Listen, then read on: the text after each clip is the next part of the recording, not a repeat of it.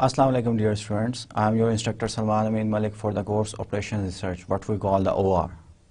आज OR का 7th lecture हम स्टार्ट करने जा रहे हैं। प्रीवियस लेक्चर्स में हमने मैथमेटिकल मॉडलिंग की थी, रियल वर्ल्ड फिजिकल प्रॉब्लम्स थे, mathematical modelling not only in 2 variables but more than 2 variables जो है वो भी सीखा था। Then we have learn graphical solution क्या होता है, फिजिबल सोल्यूशन क्या होता है, और OR की जितनी भी सो फार टर्मिनोलॉजीज थी related to the LP linear program models वो हमने लास्ट 6 लेक्चर्स में सीखी हैं, और ग्राफिकल सोल्यूशन फिजिबल सोल्यूशन निकालना सीखा है विच इज़ ऑप्टिमल ऑल्सो। अब हम चाह रहे हैं कि ग्राफिकल सोल्यूशन जो है वो सिर्फ 2 वेरिएबल्स के लिए हम कर सकते हैं, क्योंकि प्लॉट हम जो है ग्राफ्स जो हैं लाइंस जो हैं वो 2D में कर सकते हैं, 3D या 4D या 5, 6, 7 डायमेंशनल स्पेस इसमें प्लॉट करना और विजुलाइज करना बड़ा मुश्किल है। उसके लिए हम लेकिन हमारे लीनियर प्रोग्राम मॉडल्स जो हैं वो तो मोर देन 1 वेरिएबल्स से भी 2 वेरिएबल्स से भी मोर देन हो सकते हैं। That's why we are going to construct an algorithm what we call the simplex method. अब सिंप्लेक्स मेथड प्रीवियस लेक्चर में मैंने ग्राफिकली जो है पिछले 2 लेक्चर्स में graphically simplex method I have explain to you कि उसने बेसिकली करना क्या है कि origin which is a feasible corner point इससे स्टार्ट करना है सिंप्लेक्स मेथड ने, और मूव करना है उस डायरेक्शन में। एडजेसेंट एजेस हमने डिफाइन किए थे, एडजेसेंट एजेस में उस एज के अलोंग मूव करना है, and by the simplex method by this algorithm we will choose the corner point such that the objective function gives a better solution in that direction. Origin से edges होंगे आपके feasible region के, और उस as के along हमने move करना है कि ऑब्जेक्टिव फंक्शन जो भी ऑब्जेक्टिव फंक्शन है मैक्सिमाइजेशन का है या मिनिमाइजेशन का है तो वो better solution along moving that edge and at reaching at a particular corner point feasible solution जो है उस पॉइंट की तरफ कॉर्नर की तरफ मूव करते हुए आपका ऑब्जेक्टिव फंक्शन जो है ये बेटर वैल्यू दे आपके ऑब्जेक्टिव फंक्शन की। ठीक है, अब जो है अब आज के लेक्चर में हमने अलजेब्राइकली सिंप्लेक्स मेथड की जो है स्टेप्स जो हैं वो डिफाइन करने हैं, और वो पर्टिकुलर एग्जांपल्स पे हम अप्लाई करेंगे। और एक्सपर्ट होना चाहिए आपको सिंप्लेक्स जो एल्गोरिथम आज हम स्टडी करने चाहिए इस पे you have to do a lot of examples, आपको एक्सपर्ट होना चाहिए, क्योंकि थ्रू आउट द OR के कोर्स में हम यही काम किया करेंगे कि टेबल जो आज हमने सिंप्लेक्स एल्गोरिथम के लिए बनाना है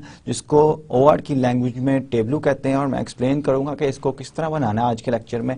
ये आज के लेक्चर में हमने स्टडी करना है और सीखना है कि किस तरह सिंप्लेक्स मेथड जिसका एसेंस ये था कि मोर देन 2 वेरिएबल्स LP प्रॉब्लम्स को वो सॉल्व कर सके, वो आज हमने स्टडी करना है, और उसके स्टेप्स जो हैं वो मैं डिफाइन करूंगा। और मैं ग्राफिकल जो हमने ऑलरेडी सीख चुका है, पता है हमें कि ग्राफिकल सिंप्लेक्स मेथड किस तरह काम करता है, उसको अलजेब्राइकली हम ट्रांसफॉर्म किस तरह कर सकते हैं, कौन कौन से ऑपरेशंस हम चूज करेंगे, क्या क्या स्टेप्स हमें लेने पड़ेंगे अगर हम उसी प्रोसेस को जो कि लास्ट 2 या 3 लेक्चर से हम ग्राफिकली कर रहे हैं उसको हमने algebraically by symbols variables decision variables में हमने करना हो। ठीक है जी, तो let's start the lecture. Today we are having the 7th lecture of Operation Research, and let's see what I have in the first slide. In the first slide I have calculated मैंने gather की हुई है information जो कि necessary information है, और हमने terminology last lecture में सिंप्लेक्स एल्गोरिथम के लिए या सिंप्लेक्स मेथड के लिए ये डिफाइन कर दी थी। फॉर एग्जांपल हम जानते हैं कि बेसिक सोल्यूशन क्या है, नॉन बेसिक सोल्यूशन क्या है, बेसिक वेरिएबल्स क्या है, नॉन बेसिक वेरिएबल्स क्या है, स्लैक वेरिएबल्स क्या है, सरप्लस वेरिएबल्स क्या है। स्लैक वेरिएबल्स और सरप्लस वेरिएबल्स मैं आपको रिकॉल करवा देता हूं कि जब भी हमारे पास OR प्रॉब्लम होता है ज़रूरी नहीं है कि आपकी जो कंस्ट्रेंट्स हो वो इक्वेशंस की शेप में हो, that will be in the shape of less than और इक्वल टू और ग्रेटर देन और इक्वल टू। अगर आपके पास कंस्ट्रेंट जो है लेस देन और इक्वल टू वाले होते हैं तो ये लास्ट लेक्चर में हमने सीखा है कि उसको इक्वलिटी में इक्वेशन में किस तरह ट्रांसफॉर्म करते हैं। और ये फर्स्ट जो है रिक्वायरमेंट है सिंप्लेक्स मेथड की कि I have to make all the constraints I have to convert or make all the constraints into equations. Equations में कन्वर्ट करना है, देन राइट हैंड साइड जो है, राइट हैंड साइड यूजुअली एक real number होती है, उस रियल नंबर को पॉजिटिव भी होना चाहिए, ठीक है, ज्यादा से ज्यादा जीरो हो सकता है, that's we call it the non negative numbers, ठीक है। उसके बाद सेकंड स्टेप ये था कि all the decision variables or surplus or slack variables which we have introduced for making the less than or equal to inequalities to the equations and greater than or equal to inequalities to the equations, all variables should be greater than or equal to zero, what we call the non-negative variables आपके होने चाहिए, ठीक है, simplex method apply करने के लिए। ये दो बेसिक जो थी ये रिक्वायरमेंट्स थी सिंप्लेक्स मेथड अप्लाई करने के लिए, और सिंप्लेक्स मेथड हमने ग्राफिकली भी देखा है कि क्या होता है।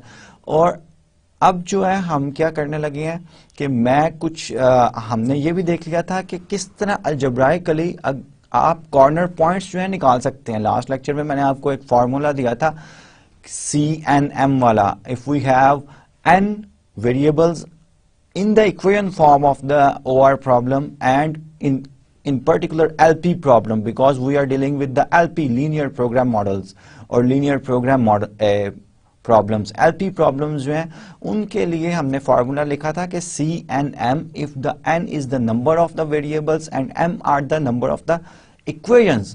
तो हम किस तरह कॉर्नर पॉइंट्स जो हैं वो निकाल सकते हैं, total corner points which includes the feasible corner points as well as infeasible corner points. और फिजिबल कॉर्नर पॉइंट्स के लिए एक खास हम टर्मिनोलॉजी जो है वो यूज करते थे, corner point feasible solution, CPFs। ये लास्ट लेक्चर में काफी यूज हुआ है।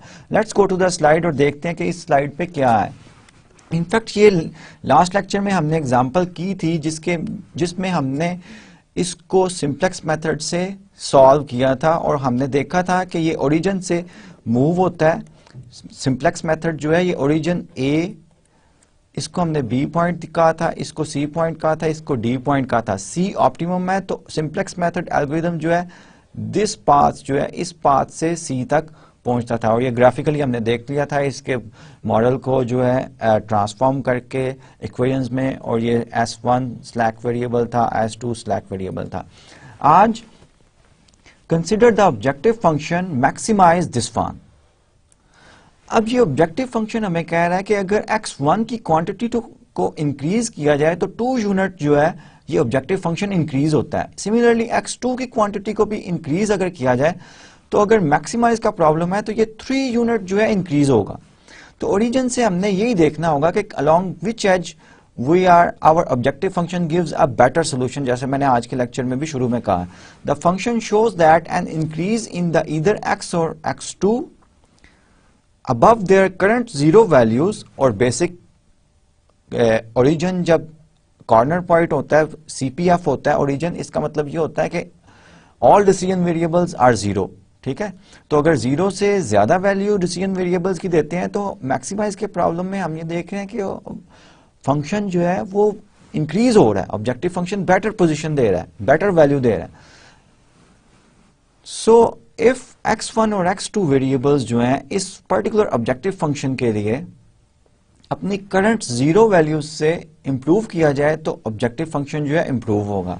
The design of the simplex method जो मैंने आपको बता दिया, the design of the simplex method calls for increasing one variable at a time.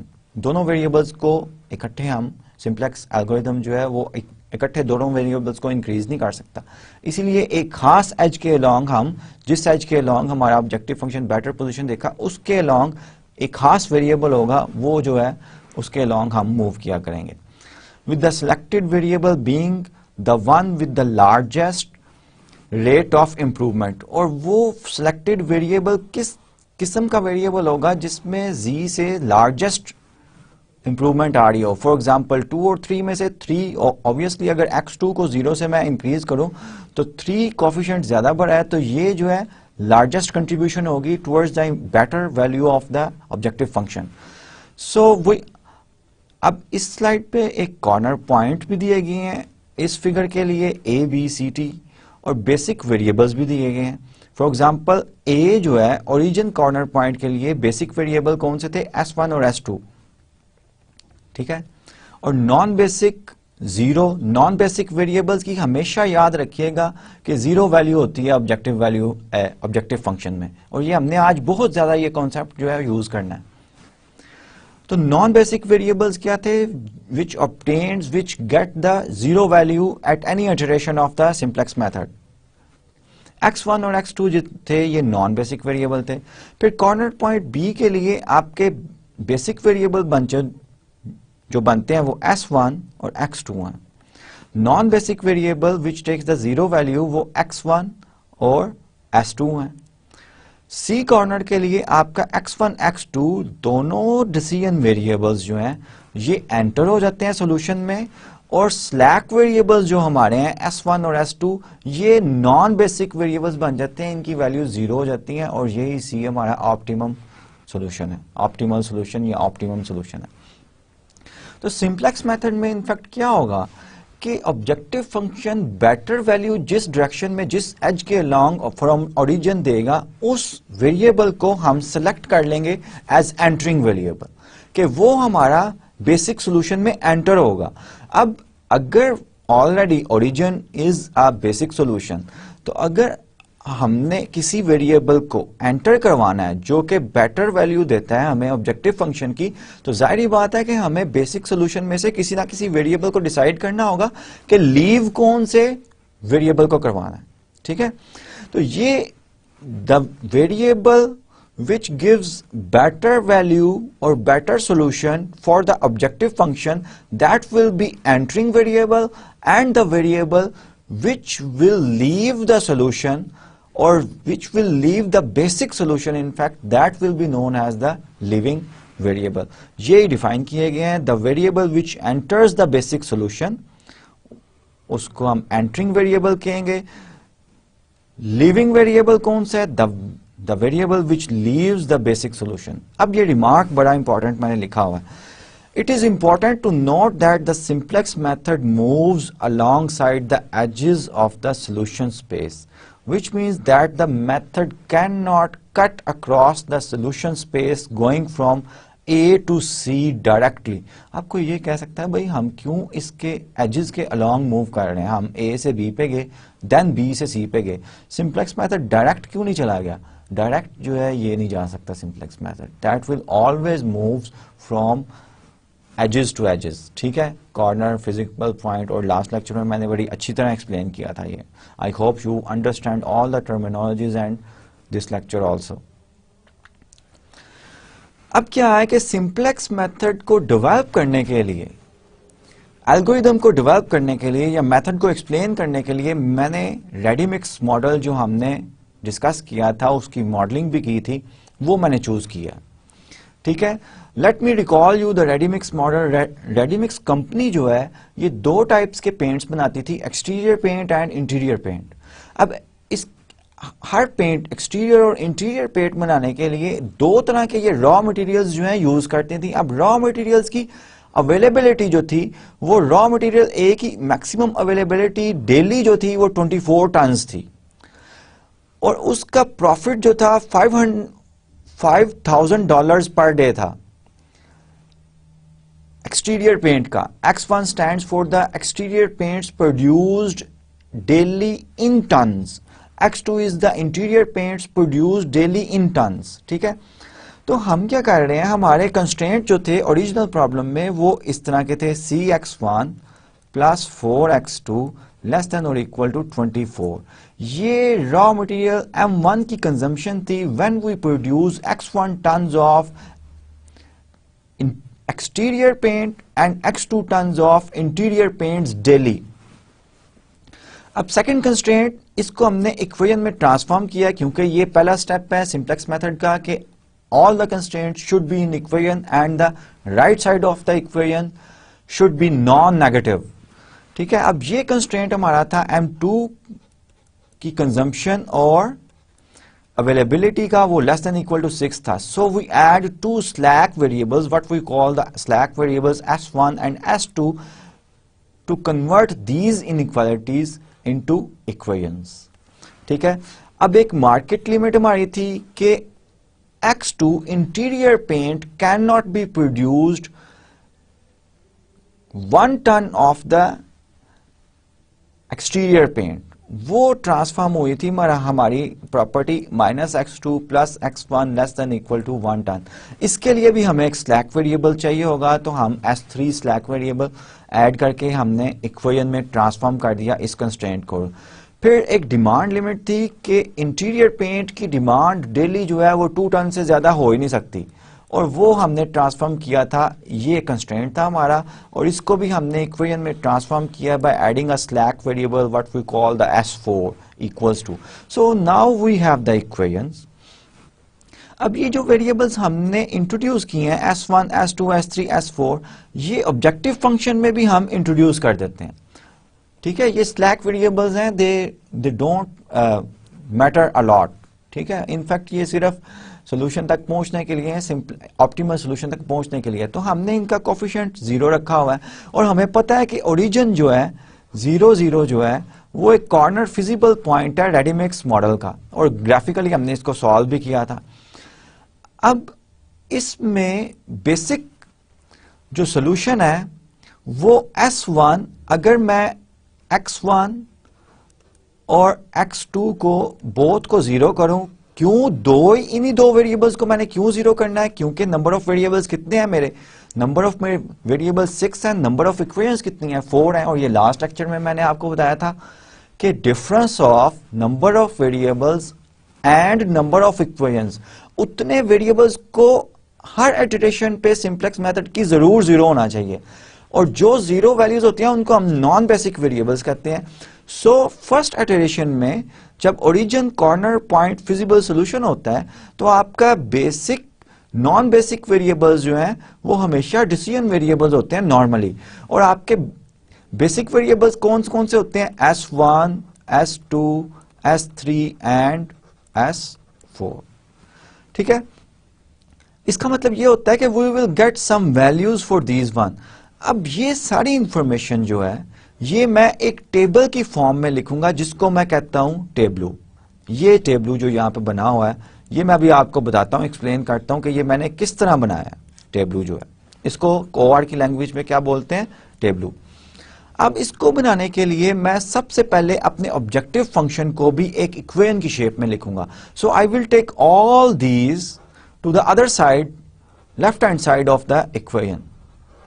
So z -5x1 -4x2, और ये मेरी इक्वेशन बन जाएगी इक्वल 0।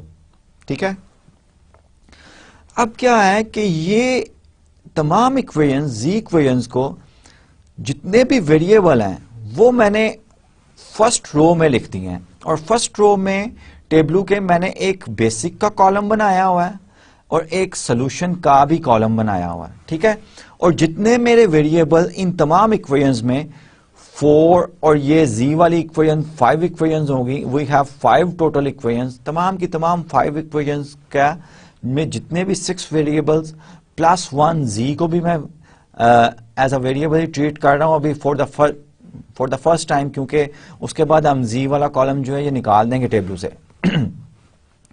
सॉरी, तो हम क्या करेंगे कि हम वेरिएबल्स, फर्स्ट रो टेबलू की क्या होगी कि वेरिएबल्स जितने भी हैं वो सारे मैंने लिख दिए हैं, z, x1, x2, s1, s2, s3, s4, slack variables as well as decision variable.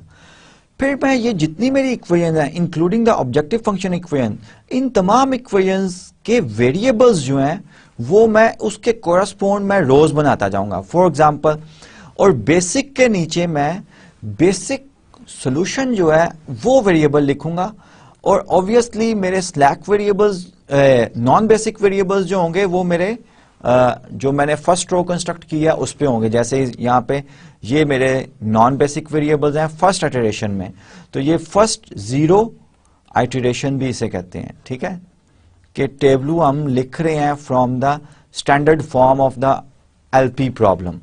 तो S1 फर्स्ट स्लैक वेरिएबल, अब S1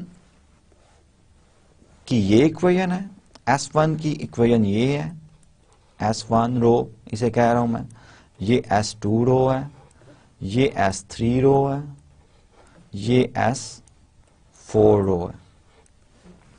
और इसको ऑब्जेक्टिव फंक्शन को मैं क्या कह रहा हूं, जीरो, इसका नाम मैंने जीरो रखा हुआ है यहाँ पे, और एक रो का भी कॉलम मैंने बनाया हुआ है। और ये भी आपको फर्स्ट टाइम ही समझाने के लिए है, जब हम एक्सपर्ट हो जाएंगे ये जी का कॉलम भी मैं निकाल दिया करूंगा टेबल से, और ये रो जो बता रहा हूं इसका भी कॉलम मैं निकाल दिया करूंगा।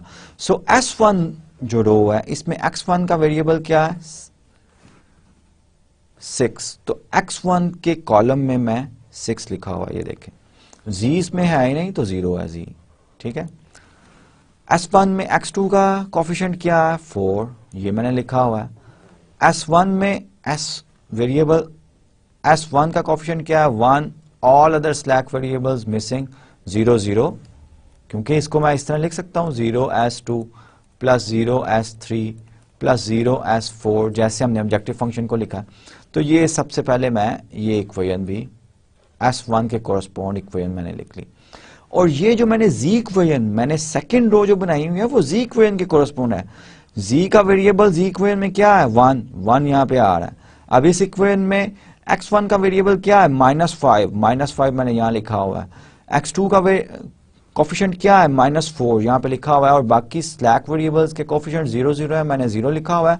और जीरो इटरेशन पे मेरा सोल्यूशन सिंपलेक्स मेथड क्या कहता है, क्या होना चाहिए, ओरिजिन, और मेरा जी 0 ही है, ठीक है, because non basic variable x1 x2 की भी वैल्यू 0 है, तो वो मैं डाल के यहाँ पे z इक्वल 0 मेरे पास आ रहा है, ठीक है।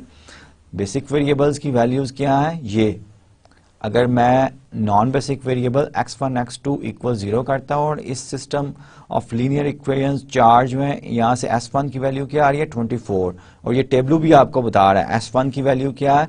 This is the right hand side of all these equations, z has the right hand side as 0, S1 has right hand side as 24. Similarly, S2 रो में X1 का कोफिशिएंट 1 है, X2 का कोफिशिएंट 2 है, S1 है ही नहीं 0, S2 है 1 0 0, and right hand side क्या है 6, जो कि मैंने यहाँ पे लिखी हुई है। ये टेबल आपको कंस्ट्रक्ट करना बड़ी अच्छी तरह आना चाहिए। I request you to do some examples. Exercise में अपनी बुक ओपन करें, एक्सरसाइज में जाएं और किसी भी एलपी मॉडल को स्टैंडर्ड फॉर्म में कन्वर्ट करके उसका टेबल 2 3 4 बार लिखें, अनलेस यू फील इजी कि आप इजीली क्विकली जो है टेबल जो है वो लिख लेते हैं। देन S3 रो के लिए आप x1 का कोफिशिएंट -1 है, x2 का कोफिशिएंट 1 है, so on and so forth, and this is the table on which we are going to work.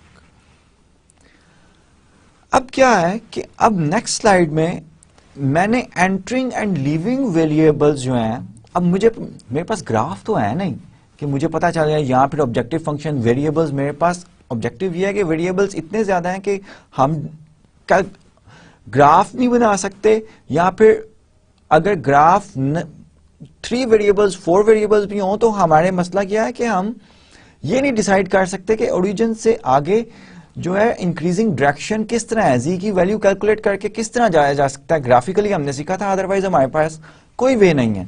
तो उसके लिए मुझे डिसाइड करना पड़ेगा कि अगर मैक्सिमाइज का प्रॉब्लम है या मिनिमाइज का प्रॉब्लम है, ऑब्जेक्टिव फंक्शन को वी हैव टू मैक्सिमाइज और मिनिमाइज, तो मेरा एंटरिंग वेरिएबल जो कि बेसिक सोल्यूशन में एंटर होगा, और ये कौन सा वेरिएबल होता है जो कि ऑब्जेक्टिव फंक्शन की प्रेजेंट वैल्यू से बेटर वैल्यू दे, वो वेरिएबल मेरा एंटरिंग वेरिएबल होगा। लेकिन मैंने किस तरह डिसाइड करना है, जाहिर बात है कि हमने जो ऑब्जेक्टिव फंक्शन अभी बनाया है कि हम तमाम वेरिएबल जी की तरफ ले गए हैं, लेफ्ट हैंड साइड की तरफ ले गए हैं, तो हम अगर मैक्सिमाइजेशन का प्रॉब्लम है तो हम ये देखेंगे कि सबसे लार्ज नेगेटिव वैल्यू कौन सी है, किस वेरिएबल के कोरस्पॉन्ड है ऑब्जेक्टिव फंक्शन की इक्वेशन में, इटरेशन 0 में जब हमने टेबल कंस्ट्रक्ट किया, क्योंकि वो जब z इक्वल्स, वो जब लार्ज नेगेटिव वैल्यू जो होगी वो दूसरी तरफ इक्वेशन के राइट हैंड साइड पे जाएगी, वो मैक्सिमम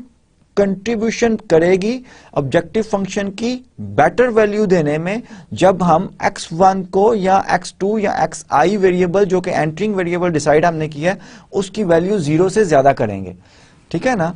तो टेबल में हम देखेंगे कि जितने मेरे नॉन बेसिक वेरिएबल्स हैं इनका जो टेबल में वैल्यू है वो क्या वैल्यू है, जो नेगेटिव सबसे लार्ज नेगेटिव वैल्यू होगी वो वैल्यू जो है वो मैं उस वैल्यू के कोरस्पोंड जो है मैं नेगेटिव स्मॉल वैल्यू सॉरी और इस तरह भी कह सकते हैं कि एब्सोल्यूट वैल्यू लार्ज जो होगी वो मैं as a entering variable decide करूंगा। ठीक है, ये नेगेटिव जितना बड़ा नंबर और उसके साथ नेगेटिव लगाया जाए वो उतना छोटा हो जाता है। ठीक है, तो और राइट हैंड साइड पे ऑब्जेक्टिव फंक्शन के जाके वो जो है उतना ही इंक्रीज करेगा क्योंकि वो पॉजिटिव नंबर हो जाएगा, क्योंकि टेबल में हमने इक्वेशन जी रो जो रखी है वो रो बनाई है कि तमाम वेरिएबल्स को लेफ्ट हैंड साइड पे ले गए हैं। ठीक है, तो आई होप यू अंडरस्टैंड। और यही मैं यहाँ पे एक्सप्लेन करने लगा हूं कि इस कंडीशन को जो मैंने अभी आपको एक्सप्लेन की है कि अगर मैक्सिमाइज का प्रॉब्लम है तो हम स्मॉलेस्ट नेगेटिव नंबर जो होगा वो हम उसके कोरस्पोंड जो वेरिएबल होगा उसको एंटर करवाएंगे बेसिक सॉल्यूशन में। ठीक है, entering and leaving variable selection, इसको ऑप्टिमैलिटी कंडीशन भी कहते हैं। अभी मैं एक्सप्लेन करता हूं ये और भी, क्योंकि ये बड़ी इंपॉर्टेंट पॉइंट है। The entering variable will correspond to the variable with the most negative coefficient, most negative coefficient. ठीक है, इन अदर वर्ड जितना नेगेटिव नंबर जो है बड़ा होगा और उसके साथ नेगेटिव लगा होता है वो उतना छोटा होता जाता है। In other words absolute value अगर आप ले लें तो वो मैक्सिमम वैल्यू हो इन द ऑब्जेक्टिव इक्वेशन। तो ये ऑब्जेक्टिव इक्वेशन हमने लिखी हुई है, इसमें मोस्ट नेगेटिव नंबर कौन सा है? In other words the absolute value -5 की एब्सोल्यूट वैल्यू लें ये 5 आएगा, -4 की एब्सोल्यूट वैल्यू लें ये 4 आएगा। तो 5 ही ज्यादा है ना, तो मोस्ट नेगेटिव नंबर जो है ये 5 है। इसका मतलब हुआ कि x1 जो है ये मेरा एंटरिंग वेरिएबल होगा इस प्रॉब्लम के लिए, जो कि रेडीमिक्स का प्रॉब्लम है। It should enter the basic solution. ठीक है, और इस कंडीशन को हम ऑप्टिमैलिटी कंडीशन कहते हैं। और याद रखिएगा अगर मैक्सिमाइजेशन का प्रॉब्लम है और ऑब्जेक्टिव फंक्शन में आप इटरेशंस कर रहे हैं, ऑब्जेक्टिव फंक्शन में तमाम कोफिशिएंट्स जो हैं वो पॉजिटिव हैं, इसका मतलब है you already have the optimal solution. ठीक है, तो ये स्टॉपिंग क्राइटेरिया होगा मैक्सिमाइज सिंप्लेक्स मेथड का। ठीक है, अब एंटरिंग वेरिएबल तो डिसाइड कर लिया हमने मैक्सिमाइजेशन प्रॉब्लम के लिए। अब लीविंग वेरिएबल क्या होगा और इसके बिहाइंड मैकेनिक्स क्या है? वही मैकेनिक्स है कि अलोंग दैट एज x1 वाला जो एज होगा उस पे ऑब्जेक्टिव फंक्शन ज्यादा बेटर सॉल्यूशन दे रहा होगा। The mechanics of determining the leaving variable from the simplex table calls for computing the non negative ratios of the right hand side of the equations. Solution right hand side कौन सी equations होती हैं? Solution ही होती है ना, table में हमारी solution ये लिखा भी हुआ है मैंने, ये राइट हैंड साइड बनती है। To the corresponding constraint coefficient under the entering variable. और एंटरिंग वेरिएबल ये वेरिएबल है, इसका मतलब है ये कॉलम जो है ये कह रहा है कि रेशियोज लें इन वैल्यूज का कोरस्पॉन्डिंग वैल्यूज के साथ। अब ये रेशियो इधर मैं लूंगा, लेट्स से कि इसका मतलब ये हुआ कि 24, और उसने बता दिया हमें कि नॉन नेगेटिव रेशियोज हमने कंसीडर करनी है। इंफिनिटी रेशियो भी नहीं कंसीडर करेंगे और नेगेटिव रेशियोज भी कंसीडर नहीं करेंगे, और इसका लॉजिक है एक जो कि ग्राफिकली मैं आपको समझाने की कोशिश करूंगा। तो 24 हमने क्या करना है, जो वेरिएबल एंटरिंग वेरिएबल होगा उसके कोरस्पॉन्ड हमारा कॉलम होगा।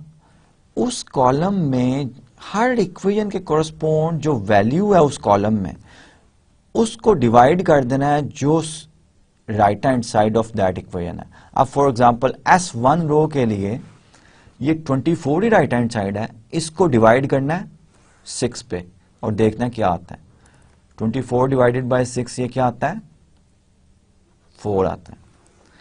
अब सबको हम डिवाइड करेंगे 6, ये S2 रो के लिए 6 राइट हैंड साइड है, इसको डिवाइड किस पे करना है?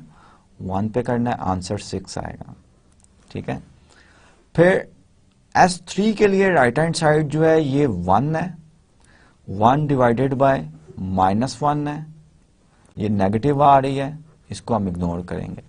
S4 इक्वेशन के लिए राइट हैंड साइड 1 है, 0 से जब डिवाइड करेंगे तो ये इन्फिनिटी बनेगा। इसको भी, ये दोनों जो है इनको हम इग्नोर करेंगे क्योंकि हमने कहा है leaving variable from the simplex table calls for computing the non negative ratio two the right hand side, और इनमें से लीविंग वेरिएबल वो होगा जिसकी the minimum non negative ratio automatically identifies the current basic. अब ये बेसिक सोल्यूशन जीरो इटरेशन पे यही बेसिक सोल्यूशन के कॉरस्पॉन्ड वेरिएबल्स है ना, इन्हीं में से कोई एक लीव करेगा। अगर x1 ने एंटर करना है तो इनमें से किसी एक को लीव करना पड़ेगा। कौन सा लीव करना है हमने?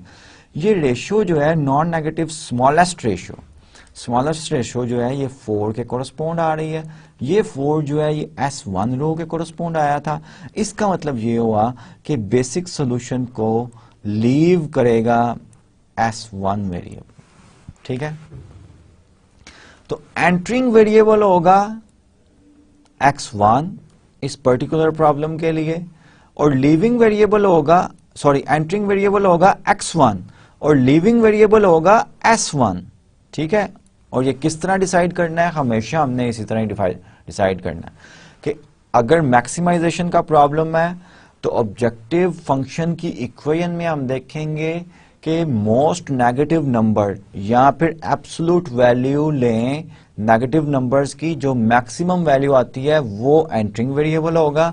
और लिविंग वेरिएबल, जब एंटरिंग वेरिएबल डिसाइड हो गया तो लिविंग वेरिएबल क्या होगा कि एंटरिंग वेरिएबल का जो कॉलम है उस कॉलम में जो एंट्रीज हैं उन एंट्रीज को हम डिवाइड करेंगे right hand side of the equation से और रेशियोज को कैलकुलेट करेंगे। इन रेशियोज में से जो स्मॉलेस्ट रेशियो होगी that will be our leaving variable. जैसे इसमें फर्स्ट इटरेशन में आपका x1 एंटर कर रहा है, S1 जो है ये लीव कर रहा है। ठीक है, let's see in the next slide.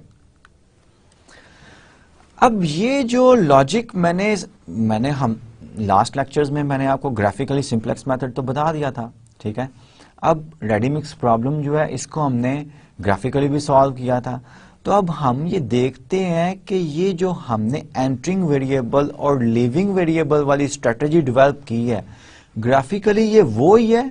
और ग्राफिकली ये जितने भी स्टेप्स हमने डिफाइन किए हैं कि एंटरिंग वेरिएबल कौन सा होगा और लिविंग वेरिएबल कौन सा होगा, स्मॉलेस्ट रेशियो वाला लिविंग वेरिएबल क्यों होगा, इनको हम देखते हैं कि ये ग्राफिकली इनकी जस्टिफिकेशन क्या है, ये स्टेप्स ठीक भी हैं कि नहीं। ठीक है,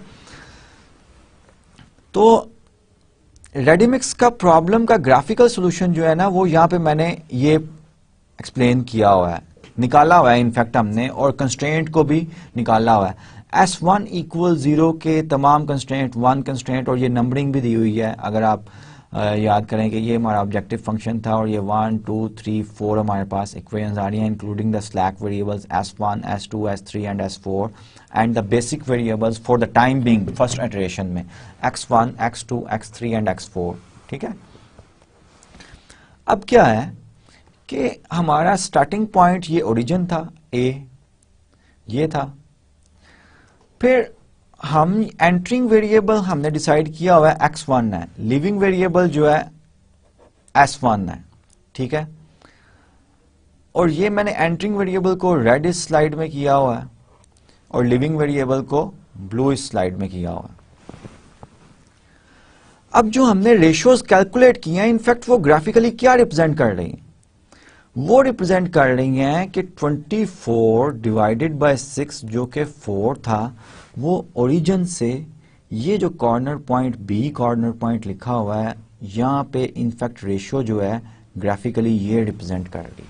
ठीक है, अब सिमिलरली हमारे पास एक रेशियो जो थी वो यहाँ पे अगर मैं रेशियोज दोबारा लिख दूँ 24 डिवाइडेड बाय 6 इस कॉलम की इसके साथ, और 6 डिवाइडेड बाय 1 ये 4 बनता है, ये 6 बनता है, ये 1 डिवाइडेड बाय -1 विच इज -1 और 1 डिवाइडेड बाय 0 जो कि इंफिनिटी बनता है। अब ये रेशियो जो है 1 डिवाइडेड बाय -1 ये इनफैक्ट ये हमें पीछे लेके जा रही है विच इज इनफिजिबल सॉल्यूशन, ये इनफिजिबल कॉर्नर पॉइंट है ना, कॉर्नर पॉइंट है।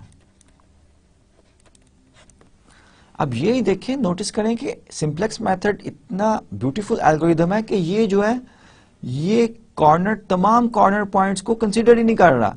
ऑटोमेटिकली ये हमने कहा है कि नॉन नेगेटिव और इन्फिनिटी वाली हमने वैल्यूज लेनी है। इन्फिनिटी वाली कंसीडर भी कर लें तो हमने कहा है कि स्मॉलेस्ट पॉजिटिव या नॉन नेगेटिव जो है वो रेशियो हमने डिसाइड करनी है कि वो that variable will leave the basic solution. अब ये 4 और 6 क्या है? 6 ये वाला इस पॉइंट के ये भी इनफिजिबल हमारे पास, इनफिजिबल है सॉल्यूशन पॉइंट। 6 कोरस्पोंड है इस डिस्टेंस के फ्रॉम द ओरिजिन, तो obviously feasible point, corner point which increase the objective function and which is adjacent to the origin is B। ये वाला पॉइंट नहीं है, ठीक है, ये B है, क्योंकि फर्स्ट इटरेशन में हमारे पास सिर्फ ये इंफॉर्मेशन आ रही है और हमने ग्राफिकली भी देख लिया है कि 4 जो है ये नियरेस्ट फिजिबल पॉइंट यही है, ठीक है, ओरिजिन के जिसके अलोंग हमारा जो है ऑब्जेक्टिव फंक्शन बेटर वैल्यू देता हो। ये भी पॉइंट, कॉर्नर पॉइंट फिजिबल है, लेकिन इसके अलोंग इससे बेटर, x1 से बेटर सॉल्यूशन नहीं देता हमारा ऑब्जेक्टिव फंक्शन, इसीलिए क्योंकि एंटरिंग वेरिएबल पहले हमने डिसाइड किया था, ठीक है। अब नेक्स्ट स्टेप क्या होगा हमारा? नेक्स्ट स्टेप ये होगा हमारा कि हमने ये जो एंट्री है S1 लिविंग वेरिएबल वाली रो में, ये जो रो है ये लिविंग वेरिएबल की रो है। इस रो में एंटरिंग वेरिएबल के कॉरस्पॉन्ड जो वैल्यू होगी, एंटरिंग वेरिएबल ये है और 6 मैंने सर्कल किया हुआ है, ये वैल्यू एंटरिंग वेरिएबल के कॉरस्पॉन्ड है। सबसे पहले तो this is what we call the pivot element. और अगर आपने system of linear equation Gauss Jordan elimination method से सीखा हुआ है तो आप ये टर्मिनोलॉजी से फेमिलियर हैं। इन अदर वर्ड्स, अगर आपने जिंदगी में कभी लीनियर अलजेब्रा पढ़ा हुआ है तो लीनियर अलजेब्रा में सिस्टम ऑफ लीनियर इक्वेशन के सॉल्यूशन को ही हम डिस्कस करते हैं, तो आप ये इन टर्मिनोलॉजी से वाकिफ होंगे। अगर नहीं भी वाकिफ है तो इट डजेंट मैटर, मैं आपको एक्सप्लेन कर रहा हूं सबको कि ये जो वैल्यू, जो एंट्री जो होगी टेबलू में, एंटरिंग वेरिएबल और लीविंग वेरिएबल जहां पे इंटरसेक्ट करते हैं उस पॉइंट पे, उसको हम कहते हैं कि ये पिवट एलिमेंट है। तो गॉस जॉर्डन मेथड इनफैक्ट हमने लगाना है अब। तो वो क्या करता है, वो सबसे पहले इस पिवट एलिमेंट को 1 बनाएंगे हम। पिवट एलिमेंट को 1 बनाने के लिए इस पूरी रो को मुझे 1/6 से डिवाइड करना पड़ेगा, यहां पर 1/6 से मल्टीप्लाई करना पड़ेगा। Both are the same operation, that will result here 1। उसके बाद ये पिवट एलिमेंट के नीचे या ऊपर जितने भी एंट्रीज होंगी, मैं ऐसी रो ऑपरेशंस चूज करूंगा जो कि इन वैल्यूज को 0 करें, ठीक है। फॉर एग्जांपल 1 सबसे पहले 6 से डिवाइड करूंगा मैं इसे, फिर फॉर एग्जांपल मैंने इस कोफिशिएंट को -5 को 0 करना है, तो मुझे जो डिवाइड करने के बाद रो बनेगी R1, लेट से ये R1 हो और इसको हम R0 कह देते हैं, रो 0। तो मुझे क्या करना पड़ेगा, रो 0 में से माइनस करना पड़ेगा, प्लस करना पड़ेगा 5 टाइम्स ऑफ रो 1। और ये R1 is such a row which is obtained by dividing first row और S1 रो बाय 6, ठीक है। तो उसके बाद मैं इसके नीचे वाली एंट्रीज भी 0 करूंगा। और अगर आपने, बार बार मैं कह रहा हूं कि अगर आपने system of linear equations solve करनी सीखी हुई हैं, उसमें हम ये इनफैक्ट कर रहे होते हैं, ठीक है। सो मैंने यहां पे लिखा भी हुआ है कि रिकॉल करें Gauss elimination method for solving system of linear equations. तो मैंने क्या किया कि x1 ने मेरे एंटर कर लिया बेसिक सॉल्यूशन को और S1 ने लीव किया बेसिक सॉल्यूशन को, ठीक है। और उसके बाद I make this pivot element as 1 by dividing by 6 throughout the S1 row. ठीक है, तो मेरे पास ये एंट्रीज आती हैं 0 1 2 by 3 1 by 6 0 0 0 and 24 divided by 6 is 4। ठीक है, अब मैंने आपको क्या कहा था कि मैंने ये पिवट बना लिया, इसके यहां पे 1 आ चुका है। अब ऊपर और नीचे जितनी भी नॉन जीरो एंट्रीज हैं उन तमाम को मैं जीरोज करूंगा। फॉर एग्जांपल -5 को किस तरह मैं कर सकता हूं, जैसे लास्ट स्लाइड में भी मैंने बताया कि Z रो जो है उसको मैं ऐड करूं 5 टाइम्स इस न्यू S1 रो से। S1 रो तो 5 से जब मल्टीप्लाई करूंगा और इसमें ऐड करूंगा तो -5 + 5 0 बन जाएगा ये। सो ये रो ऑपरेशन जो मैंने यहां पे लिखा है Z रो प्लस 5 टाइम्स S1 रो, ये रो ऑपरेशन करने से मेरा ये जो है कोई एक रिजल्ट आएगा जो कि आप लिख सकते हैं। ठीक है, इनफैक्ट यही आएगा 1 0 -2 by 3 5 by 6 and my value of the objective function increases from 0, क्योंकि 5 टाइम्स 4 20 होता है, 0 + 20 20 ही आंसर आएगा। ठीक है, अब ये किस तरह आ रही है, ये इस तरह आ रही है -4 + 5 टाइम्स 2 बाय 3, इसको मैंने कैलकुलेट किया -2 बाय 3 जो है वो आ रही है।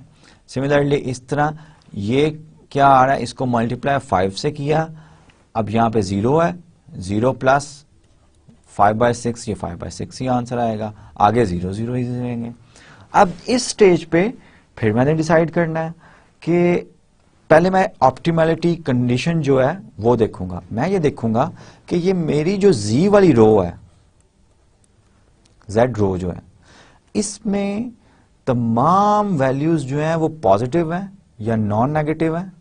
In other words non negative और पॉजिटिव में ये फर्क होता है कि व्हेन एवर वी से non negative 0 is included, positive में 0 इंक्लूडेड नहीं होता क्योंकि 0 is neither positive nor negative. ठीक है, लेकिन मैं ये देख रहा हूं कि मेरा Z इक्वेशन में एक वैल्यू नेगेटिव है। इसका मतलब है कि we can still improve the solution by choosing the variable correspond to the negative value in our table. अगर एक से ज्यादा वैल्यू होती तो मैं देखता कि मोस्ट नेगेटिव कौन सी है, यहां एब्सोल्यूट लेके देखता कि बड़ी वैल्यू कौन सी है। तो स्मॉलेस्ट नेगेटिव वैल्यू जो है वो हम लेंगे, यहां मोस्ट नेगेटिव वैल्यू जो है वो हम लेंगे। अब ये आपको पता है ना कि जैसे ये एंटरिंग वेरिएबल क्यों था कि -5 स्मॉलेस्ट है, -4 जो है ये बड़ा है, ये रिलेशन ट्रू है। ठीक है, तो ये कंफ्यूज नहीं होना आपने एंटरिंग वेरिएबल डिसाइड करते हुए। सो जब तक आपके मैक्सिमाइज के प्रॉब्लम में Z रो में नेगेटिव वेरिएबल्स लेंगे, इसका मतलब है कि there is a room of improvement in the objective function. और मैक्सिमाइज प्रॉफिट करने के लिए आपके पास you have to do some iterations also। अभी तक solution optimal नहीं है, that's why we call this the optimality condition या optimality test भी कहते हैं। ठीक है, इसका मतलब ये हुआ कि हमारा x2 जो है ये एंटर करेगा बेसिक सॉल्यूशन में और हमने डिसाइड करना है कि लीव कौन सा करेगा। लीव करने के लिए मैंने आपको ये कहा है कि x2 के कोरस्पॉन्ड जो मेरा कॉलम बन रहा है, ये कॉलम बन रहा है, और ये जो राइट हैंड साइड मेरी इक्वेशंस की हैं, ये मेरी राइट हैंड साइड है, इनकी रेशोज लूं। इसका मतलब है 4 S1 रो के लिए 4 डिवाइडेड बाय 2 बाय 3 जो कि 4 इंटू 3 बाय 2 बनता है, ये 6 बनता है। ये S1 रो के लिए मेरा रेशो जो है ये बनती है। Second one 2 multiplied by 3 by 2, ये 3 बनती है। Third one 5 multiplied by 3 by 5, ये भी 3 बनती है। ठीक है, तो इस तरह रेशोज जो है वो मैं कैलकुलेट करूंगा और मेरी S4 वाली रेशो जो है वो क्या बन रही है, 2 डिवाइडेड बाय 1, 2 बन रही है। तो लीस्ट रेशो जो होगी वो मेरा लिविंग वेरिएबल होगा। Non negative least ratio, negative अगर कोई रेशो आती है उसको हम इनको इग्नोर करते हैं, ठीक है। नॉन नेगेटिव लीस्ट, अब ये तमाम रेशोज मैंने S1, S2, S3, S4 रोज के लिए कैलकुलेट किए हैं।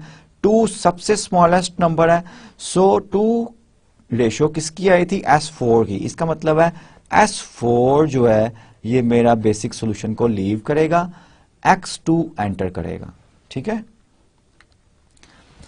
Optimality condition, entering variable is X2, decide about the leaving variable, S2 will leave the variable, ठीक है। X2 मेरा entering variable आ गया और S2 जो है वो living variable होगा। यहाँ पे ये पिछली स्लाइड में मिस्टेक है, मैंने कैलकुलेशन जो की हैं उसके अकॉर्डिंगली S4 बन रहा था और उस पिछले जो है ना टेबलू में मिस्टेक थी, टाइपिंग मिस्टेक है कि यहाँ पे S2 के कोरस्पोंड मेरे 2, अगर रेशोज हम कैलकुलेट करें then we will have 4 multiplied by 3/2 which is 6।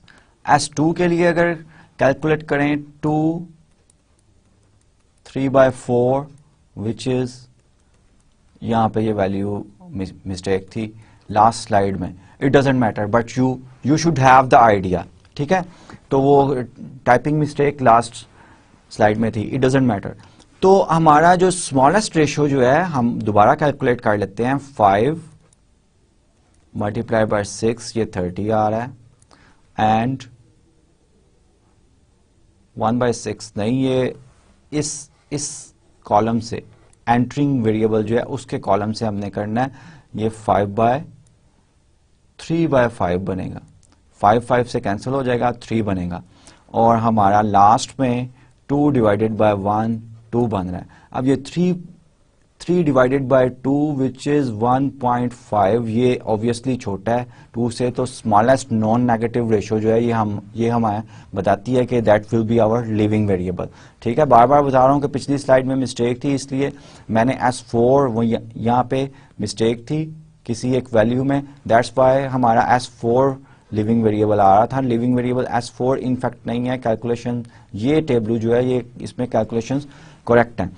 So it doesn't matter, the idea is कि स्मॉलेस्ट नॉन नेगेटिव रेशो वाला जो है ना वो वेरिएबल जो है वो लीव करेगा, सो S2 will be the leaving variable,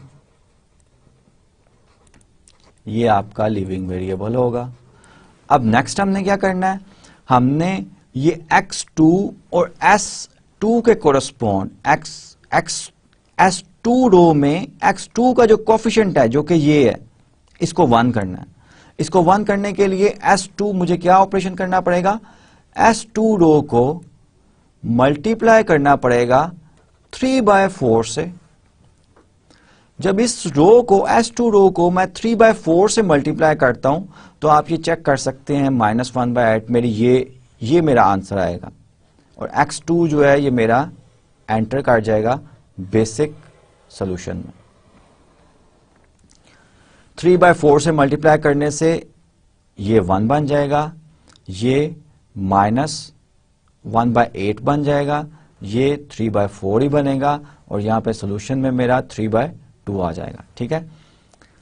अब नेक्स्ट स्टेप क्या है, ये मैंने 1 कर लिया तो मैंने ऊपर और नीचे तमाम एंट्रीज जो हैं वो 0 करनी है, सिर्फ ये 1 होना चाहिए। तो मुझे रो ऑपरेशन क्या करना पड़ेगा, 0 से पहला रो ऑपरेशन क्या करना पड़ेगा, 0 से मैं नेगेटिव करूंगा, 0 में X2 का कोफिशिएंट नेगेटिव है तो मैं प्लस करूंगा 2/3 टाइम्स जो न्यू X2 रो या S2 रो जो नाम हमने रखा हुआ है, ये नाम जो है S2 रो, ठीक है। S2 रो जो है वो मैं ऐड कर दूंगा 2/3 टाइम्स, तो यहां पे -2/3 प्लस 2/3 आ जाएगा, दैट विल मेक हेयर 0, ठीक है। और ये हम इसलिए कर रहे हैं कि बेसिक वेरिएबल्स कि वैल्यूज ऑब्जेक्टिव फंक्शन इक्वेशन में, ऑब्जेक्टिव फंक्शन इक्वेशन ये है, इसमें जीरोज होती हैं, ये याद रखना है आपने, ठीक है।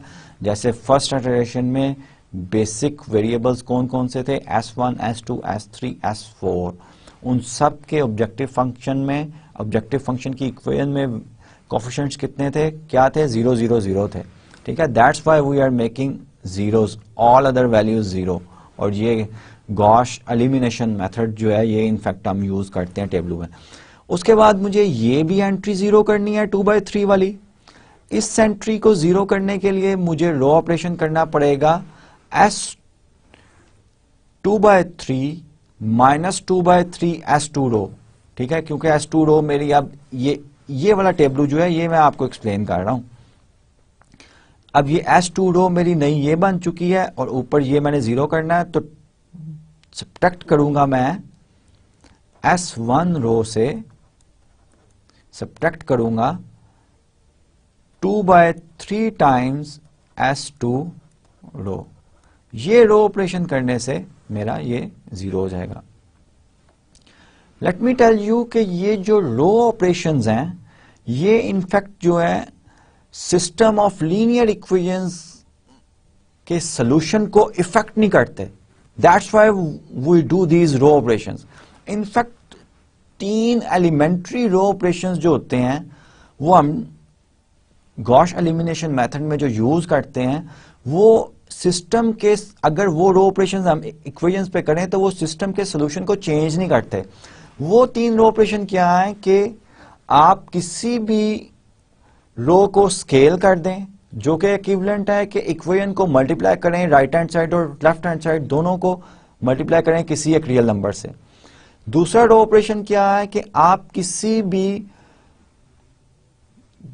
एक रो को रिप्लेस करें दूसरी रो से मल्टीप्लाई करके और उस रो में ऐड या सब्ट्रैक्ट करके। और ये हम रो ऑपरेशन कर रहे हैं ना, एक रो को रिप्लेस करते हैं उस रो में से एक मल्टीपल ऐड या सब्ट्रैक्ट करके। तो ये भी प्रूव्ड है कि सिस्टम ऑफ लीनियर इक्वेशंस, जो कि यहाँ पे टेबल में हमारे पास इक्वेशन सिंप्लेक्स मेथड की एक रिक्वायरमेंट है कि आपके पास इक्वेशंस की फॉर्म में कंस्ट्रेंट हो, तो ये it doesn't change the solution. ये सब रो ऑपरेशन जो है ये हम कर सकते हैं, स्केल भी कर सकते हैं, रोज को इंटरचेंज भी इनफेक्ट कर सकते हैं, ठीक है, और एक रो को रिप्लेस कर सकते हैं by the addition and multiple of another row, जो कि यहाँ पे हम कर रहे हैं। अब सिमिलरली मुझे ये जो है इसको भी जीरो करना है। इसको जीरो करने के लिए मुझे क्या करना पड़ेगा, रो ऑपरेशन S3 रो में से, जो कि नाम है इस रो का, S3 रो में से माइनस करना पड़ेगा 5/3 टाइम्स S2 रो, ठीक है। ये करने से ये भी जीरो हो जाएगा, सो ऑन एंड सो फोर्थ। अब ये मेरा अल्टीमेट टेबल जो है ये फॉर्म हो जाएगा और मेरा ऑब्जेक्टिव फंक्शन जो है वो 21 तक पहुंच चुका है, ठीक है। क्योंकि जब मैं z का ये कोफिशिएंट 2/3 जीरो करूंगा तो यहाँ पे भी मल्टीप्लाई करके इसको 2/3 से मल्टीप्लाई करके इसमें ऐड करूंगा तो ये it will give me 21 ultimate solution.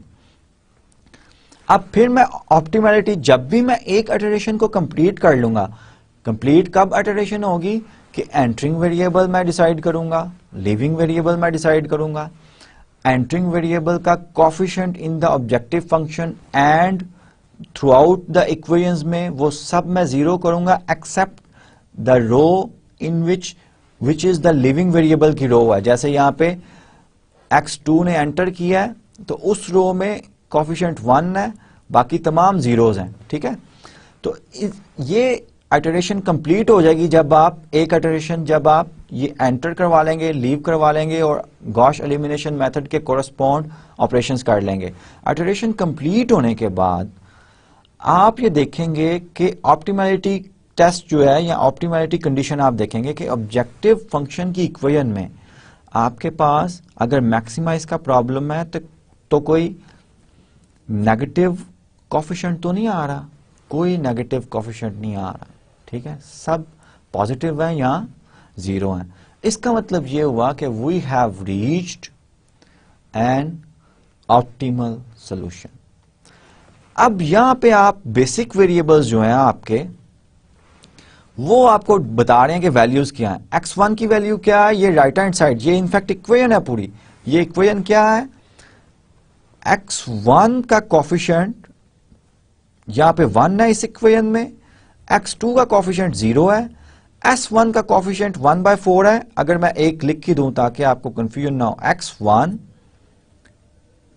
Plus 0x2 plus 1/4 s1 minus 1/4 minus 1/2 s2 equals 3। ये एक इक्वेशन है। इसका मतलब ये हुआ कि s1 और s2 तो कोफिशिएंट 0 हैं, तो ये तो रोल नहीं प्ले कर रहे ऑब्जेक्टिव फंक्शन में। तो x1 की वैल्यू क्या आई, x1 इक्वल्स 3। x2 की वैल्यू क्या है, 3/2। s3 की वैल्यू क्या है ऑप्टिमल सॉल्यूशन में, 5/2। s4 की वैल्यू क्या है, 1/2। So this is the optimal solution of the ready-mix problem, जिसको हमने ग्राफिकली भी किया था, लेकिन आज हमने सिंप्लेक्स मेथड से किया है। रिकमेंडेशंस क्या है इस सॉल्यूशन को इंटरप्रेट, पहले भी हमने किया था कि रेडी-मिक्स कंपनी को in order to produce the maximum profit they should produce 3 tons of exterior paint daily and produce 3/2, which is 1.5 tons of interior paint daily, which leads to the total profit of $21,000 daily। ठीक है, और ये हमने graphically भी किया था। सो ये एक रेडी-मिक्स जो पेंट प्रॉब्लम वाली थी कंपनी के कोरस्पॉन्ड हमने मॉडल भी किया था और उसको ग्राफिकल सोल्यूशन भी किया था। उस प्रॉब्लम को हमने सिंप्लेक्स मेथड से सॉल्व किया, ठीक है, और सिंप्लेक्स मेथड ने भी वो ही सोल्यूशन दिया जो कि ग्राफिकल सोल्यूशन ने दिया था। इनफैक्ट ग्राफिकल सोल्यूशन से ही इंस्पायर्ड सिंप्लेक्स मेथड था और उसी से इंस्पायर्ड हमने टेक्निक्स जो है वो डेवलप की हैं। अब ये सिंप्लेक्स मेथड में जो अल्टीमेट टेबलू जो हमारा है, ये टेबलू है, ये बड़ी अच्छी हमें इंफॉर्मेशन देता है। वो इंफॉर्मेशन जो है वो सिर्फ सोल्यूशन ही नहीं देता ऑप्टिमल, और भी वैल्यूज बताता है, और भी बड़ी अच्छी इंफॉर्मेशन देता है। वो क्या इंफॉर्मेशन देता है वो देखते हैं। इंटरप्रिटेशन क्या है, the solution also gives the status of the resources. जैसे ये S1 रो जो थी ये रॉ मटेरियल M1 के लिए थी ना, और S2 वाली रो जो थी ये रॉ मटेरियल M2 के लिए थी। इन रॉ मटेरियल्स के लिए भी इंफॉर्मेशन सिंप्लेक्स जो एल्गोरिथम का मेथड का जो अल्टीमेट टेबलू है वो देता है। और हमें ऑल लिमिटेशंस, ये मार्केट की लिमिटेशंस थी, ये जो थी ये डिमांड की लिमिटेशन थी, ठीक है, उसके बारे में भी सारी इंफॉर्मेशन देता है अल्टीमेट फाइनल सिंप्लेक्स टेबलू जो होता है। ये ब्यूटी है सिंप्लेक्स मेथड की। A resource, अब ये कुछ डेफिनेशन मैं बता रहा हूं। A resource is designated as scarce if activities, यानी कि जो भी हम एक्टिविटीज हैं, फॉर एग्जांपल रेडी-मिक्स में M1 मटेरियल हम यूज कर रहे हैं पेंट बनाने के लिए, exterior as well as interior paint बनाने में। तो अगर एक रिसोर्स जो है पूरा का पूरा यूटिलाइज हो जाता है, उसको हम कहते हैं दिस सोर्स इज स्कार्स। अगर उसके कोरस्पॉन्ड, और किस तरह पता चलेगा कि सिंप्लेक्स की फाइनल टेबलू में उस कंस्ट्रेंट के कोरस्पॉन्ड जो आपका स्लैक वेरिएबल है उसकी वैल्यू 0 अगर है तो वो स्कार्स पूरा का पूरा यूटिलाइज हो गया वो रिसोर्स। अगर वो पॉजिटिव है तो इसका मतलब ये हुआ कि हमारे पास वो अबंडेंट है, अभी पड़ा हुआ है, ठीक है, ये यहाँ पे बता रहे हैं। Model use the resource completely, otherwise the resource is abundant. For raw material M1, the slack variable, first के लिए slack variable S1 था वो 0 है, means that is a scarce resource. For raw material M2, the slack variable S2 equals 0, means that is a scarce, completely utilized material है, raw material completely used है। market limit के correspond S3 था, S3 की value जो है हमारा optimal या optimum solution में S3 की वैल्यू पॉजिटिव आ रही है। S3 की वैल्यू क्या आ रही है, 5/2, means that it is abundant. इसका मतलब है कि ये अबंडेंट है। डिमांड लिमिट S4 है, 1/2 है, means that it is also abundant. ठीक है, ये दो वैल्यूज जो हैं S1 और S2 की जो हैं ये पॉजिटिव आ रही हैं। इसका मतलब है कि ये जो रिसोर्स या जो भी लिमिटेशंस थी वो अबंडेंट है हमारे लिए। अब ये रिमार्क्स मैंने लिखे हुए हैं। सेंसिटिविटी एनालिसिस जो कि हमने स्टडी करना है eight the end of this first part of this course, OR के कोर्स का, विच deals with determining the conditions that will keep the current solution unchanged. कि कंडीशंस निकालेंगे हम कि सोल्यूशन ऑप्टिमम ही रहे हमारा, और क्या हम रॉ मटेरियल कम कर सकते हैं, लिमिटेशंस जो है प्रोड्यूस ज़्यादा कर सकते हैं अगर अंडर सर्टन कंडीशंस जो है डिमांड ज़्यादा हो जाती है पेंट की। ठीक है, पोस्ट ऑप्टिमल एनालिसिस ये भी मैंने पहले लेक्चर्स में बताया हुआ है, ये भी बड़ा इंपॉर्टेंट होता है from the physical point of view, from the problems of real world, when we solve the problems of real world. ये भी बड़ा इंपॉर्टेंट एक पॉइंट होता है post optimal analysis which deal. अब क्या है ये post optimal analysis? Which deals with finding a new optimal solution when the data of the model are changed. अगर आप मॉडल चेंज कर देते हैं, रॉ मटेरियल M1 जो है वो फॉर सम रीजंस नहीं अवेलेबल है, तो क्या हम फिर भी उसका रिप्लेस कर सकते हैं कि हमारा प्रॉफिट जो है वो मैक्सिमाइज ही रहे। ठीक है, इस तरह की कंडीशंस जो हैं ये पोस्ट ऑप्टिमल एनालिसिस में हम स्टडी करते हैं। Let's see the summary of the simplex method. Summarise कर देते हैं at the end of the lecture में कि आपको याद रहे, और ये बड़ा इंपॉर्टेंट है जो सिंप्लेक्स मेथड हमने आज स्टडी किया है ना। ऑप्टिमलिटी कंडीशन क्या है? The entering variable in a maximisation minimisation problem is the non basic variable having the most negative coefficient in the zero. अब ये मिनिमाइजेशन का प्रॉब्लम होगा तो मोस्ट पॉजिटिव नंबर हो जाएगा। ठीक है, अगर टाइज आ जाए कि दो जीरो में, अगर आपने देखा है कि टाई आ जाए नेगेटिव, अगर मैक्सिमाइजेशन का प्रॉब्लम है, एक वेरिएबल की स्मॉलेस्ट वैल्यू जो है -5 है और दूसरे वेरिएबल की भी -5 है, तो टाई को आप हमेशा ब्रेक करेंगे इवनली, यानी कि आप उन दोनों में से कोई एक चूज कर सकते हैं। और ये क्या है, इट डजेंट मैटर, अल्टीमेटली आप ऑप्टिमम सोल्यूशन पे ही पहुंचेंगे। लेकिन क्या हो सकता है कि अगर एक वेरिएबल चूज किया आपने, आप में भी 5 स्टेप्स में पहुंच जाएं ऑप्टिमल सोल्यूशन पे। अगर दूसरा चूज कर लिया तो आप में भी 5 से कम या 5 से ज्यादा स्टेप्स में पहुंच जाएं, मे भी 5 ही स्टेप्स में पहुंच जाएं। ठीक है, तो ये सिर्फ नंबर ऑफ आइटरेशंस जो है वो चेंज हो सकती हैं, अल्टीमेटली पहुंचना आपने ऑप्टिमल सोल्यूशन पे ही है। ठीक है, अगर फिजिबल सोल्यूशन एग्जिस्ट कर रहा है किसी LP प्रॉब्लम का, the optimum is reach at the iteration where all the zero coefficients of the non basic variables are non negative. Basic variables के कोएफिशिएंट तो जी इक्वेशन में जीरो ही होते हैं, वो तो चेक करने की जरूरत ही नहीं। नॉन बेसिक में से देखना है कि एंटर किसने करना है, वो अगर तमाम के तमाम पॉजिटिव हो जाएं, नॉन नेगेटिव हो जाएं, पॉजिटिव बताया मैंने कि नॉन नेगेटिव में जीरो भी अलाउ करते हैं, नॉन नेगेटिव हो जाएं तो ऑप्टिमल सॉल्यूशन है, स्टॉप करेंगे हम सिंप्लेक्स मेथड। सिमिलरली अगर मिनिमाइजेशन प्रॉब्लम में पॉजिटिव हो जाएं तमाम, नॉन पॉजिटिव हो जाएं तमाम, नेगेटिव या जीरो हो जाएं तो हम स्टॉप कर देंगे मिनिमाइजेशन के प्रॉब्लम में। फिजिबिलिटी कंडीशन क्या है? For both the maximisation and the minimisation problem, जो कि लिविंग वेरिएबल डिसाइड करता है। The leaving variable is the basic variable associated with the smallest non negative ratio. और ये जो है एंटरिंग वेरिएबल जो है वो मैक्सिमाइजेशन और मिनिमाइजेशन के लिए डिफरेंट है। मैक्सिमाइजेशन वाला प्रॉब्लम होगा तो हम छोटा रियल नंबर देखेंगे, ये ठीक है। मिनिमाइजेशन का प्रॉब्लम होगा तो बड़ा रियल नंबर कोएफिशिएंट जीरो में जिसका बड़ा रियल नंबर होगा वो अंदर जाएगा, एंटर करेगा सॉल्यूशन में, ठीक है। और लीव में एक ही प्रोसीजर है कि आप एंटरिंग वेरिएबल के कॉलम के कोरस्पोंड और राइट हैंड साइड इक्वेशंस की हैं उन दो नंबर्स की रेशो लिया करेंगे, नेगेटिव जो है वो इग्नोर किया करेंगे, जो स्मॉलेस्ट रेशो होगी that will be leaving variable. Ties are broken arbitrarily as previously, अगर एंटरिंग वेरिएबल्स में भी टाइज आ जाती हैं तो वो भी you will broke the ties arbitrarily.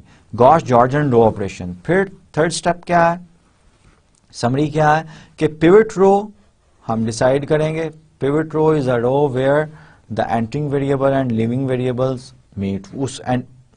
उसको जो पिवट रो इनफेक्ट होती है, जो आपका लिविंग वेरिएबल होता है उसके कोरस्पोंड जो रो होती है वो पिवट रो होती है। पिवट एलिमेंट कौन सा होता है कि एंटरिंग वेरिएबल का कॉलम और लिविंग वेरिएबल का जो रो होती है वो जहां पे इंटरसेक्ट करते हैं, that is known as the pivot element. और फिर गॉस जॉर्डन से हमने न्यू पिवट रो हम कर लेते हैं, डिवाइड करते हैं पिवट एलिमेंट से। ऑल अदर रोज इंक्लूडिंग जीरोज, उन सब को जीरो करते हैं। न्यू रो जो है जी की ये बनती है और सो ऑन एंड सो फोर्थ। इस तरह हम इटरेशंस कंप्लीट करते हैं और फिर ऑप्टिमैलिटी कंडीशन लगाते हैं। फिर अगर ऑप्टिमल सोल्यूशन ना हो फिर हम एंटरिंग वेरिएबल डिसाइड करते हैं, लिविंग वेरिएबल डिसाइड करते हैं, फिर गॉस जॉर्डन एलिमिनेशन मेथड जो है उसको अप्लाई करते हैं, सो ऑन एंड सो फोर्थ। अब स्टेप्स क्या हैं सिंप्लेक्स मेथड के। डिटरमिन अ स्टार्टिंग बेसिक फिजिबल सॉल्यूशन, ये हमने सीख लिया और लास्ट लेक्चर में हमने किया भी था। Select an entering variable using optimality condition and select a, अगर ऑप्टिमैलिटी कंडीशन सेटिस्फाई होती है, stop if there is no entering variable. इसका मतलब है कि अगर मैक्सिमाइजेशन का प्रॉब्लम है तो जीरो जो हमारे टेबल में थे उसमें तमाम नॉन नेगेटिव वैल्यूज हैं। अगर मिनिमाइजेशन का प्रॉब्लम है तो जीरो जो हमारी थी उसमें तमाम नॉन पॉजिटिव जो हैं, नेगेटिव या जीरो जो हैं वो वैल्यूज हैं। अगर तो इसका मतलब है कि सोल्यूशन ऑप्टिमल है, ना एंटरिंग वेरिएबल है ना एंटरिंग वेरिएबल होगा तो लिविंग वेरिएबल देखेंगे ना, तो स्टॉप कर देंगे हम। अगर एंटरिंग वेरिएबल कोई है then we move on to the leaving variable which is feasibility condition. ठीक है, और इसको ग्राफिकली भी मैंने एक्सप्लेन किया आज के लेक्चर में। नेक्स्ट है determine the new basic solution by using the appropriate Gauss Jordan computations. ठीक है, बेसिक सोल्यूशन निकालना वो गॉस जॉर्डन से हम करते हैं। फिर हम स्टेप 2 पे जाते हैं, optimality condition. Solution is optimal, stop. Not optimal नहीं होगा, there will be an entering variable. Entering variable decide करें, फिर एंटरिंग वेरिएबल डिसाइड हो गया तो फिर लिविंग वेरिएबल डिसाइड करें, लीव करें, गॉस जॉर्डन करें, इसी तरह चलते जाएं। फिर टेबलू न्यू टेबलू आएगा at the end of the iterations. फिर टेबलू में ऑब्जर्व करें ऑब्जेक्टिव फंक्शन जी की रो जो है उसमें एंटरिंग वेरिएबल कोई है कि नहीं, ऑप्टिमैलिटी कंडीशन लगा के, so on and so forth. इसी तरह आप करते जाएंगे। This is what we call the simplex method, और ये बड़ा इंपॉर्टेंट मेथड है। इसको आप प्लीज़ ज़रूर इसको खुद से कंप्यूटेशंस कीजिएगा। और मोस्टली स्टूडेंट्स ये करते हैं कि कंप्यूटेशंस करते हुए उनसे मिस्टेक हो जाती है, और यू हैव टू लर्न और you have to practise such that कि वो जो एरर जो कंप्यूटेशन ऐड या सब्ट्रैक्ट करते हुए रोज को जो एरर आता है वो आपका मिनिमम एरर हो। ठीक है, ये प्रॉब्लम जो है ये हम इंशाल्लाह नेक्स्ट लेक्चर में करेंगे, क्योंकि अभी we are at the end of our lecture number 7। लेकिन मैं ये चाहता हूं कि हम एक और प्रॉब्लम जो है सिंप्लेक्स मेथड में आपको एक्सप्लेन करूं, जो जल्दी से मैं नेक्स्ट लेक्चर के फर्स्ट 3 और 5 मिनट्स में मैं ये एक्सप्लेन करूंगा कि एंटरिंग वेरिएबल और लिविंग वेरिएबल किस तरह एक बार फिर करते हैं। और ये बार बार कह रहा हूं कि बड़ा इंपॉर्टेंट जो है ये मेथड है for the linear program models. LP models को सिंप्लेक्स मेथड से ही हम सॉल्व करते हैं। At the end of my lecture I have given some practice problems. ये मैंने आपकी एक्सरसाइज से बुक एक्सरसाइज से ली हुई है, बुक की एक्सरसाइज से। और मैं आपको बता दूं कि अगर मैंने आपको 2 जो हैं बुक्स बताई हुई हैं, ताहा की जो बुक है ये मैं मेनली फॉलो कर रहा हूँ। आपको ताहा की बुक जो है ये ज़रूर लेनी चाहिए। ठीक है, हिलियर लिबरमैन की बुक जो है उससे मैं कुछ एग्जांपल्स ले लेता हूँ, लेकिन वो इतनी रिगोरसली मैं फॉलो नहीं कर रहा। रिगोरसली जो है वो मैं ताहा की ही ऑपरेशन रिसर्च एंड इंट्रोडक्शन जो है वो मैं फॉलो कर रहा हूँ। तो आपके पास ताहा की बुक होनी चाहिए। तो ये कुछ प्रैक्टिस प्रॉब्लम्स मैंने लिखे हुए हैं। Solve the the following LP models by simplex method. इनको आपने सिंप्लेक्स मेथड से सॉल्व करना है। सॉल्व करना अगर आपको, क्योंकि ये लेंथी क्वेश्चंस होते हैं, कम से कम इसकी आप जो है वो स्टैंडर्ड फॉर्म इक्वेशंस में ज़रूर बना लीजिएगा। इसमें आपको स्लैक वेरिएबल्स ऐड करने पड़ेंगे और टेबलू जो है वो ज़रूर बनाइएगा, ज़ीरो इटरेशन का टेबलू, और उसके बाद एक एंटरिंग वेरिएबल और लीविंग वेरिएबल जो है वो डिसाइड करने की कोशिश कीजिएगा, जैसे मैंने आज के लेक्चर में एक्सप्लेन किया है। फिर मैंने एक क्वेश्चन लिखा हुआ है, solve all the problems we have considered so far in this course by simplex method. और अभी तक आज के लेक्चर तक जितने भी हमने प्रॉब्लम सॉल्व किए थे वो सारे 2 वेरिएबल्स वाले थे। सो आप 2 वेरिएबल्स वाले प्रॉब्लम जो है उनको सॉल्व कर सकते हैं आप एक अलजेब्राइक मेथड से, नॉट ग्राफिकली। अलजेब्राइक मेथड है ये, ठीक है। कंप्यूटेशंस हम करते हैं, कंप्यूटेशंस करके वेरिएबल्स के साथ आप डिसाइड करते हैं। And today we have learned a very important and interesting algorithm what we call the simplex method. Till the next lecture, Allah Hafiz, take care of yourself and your dear ones. Allah Hafiz.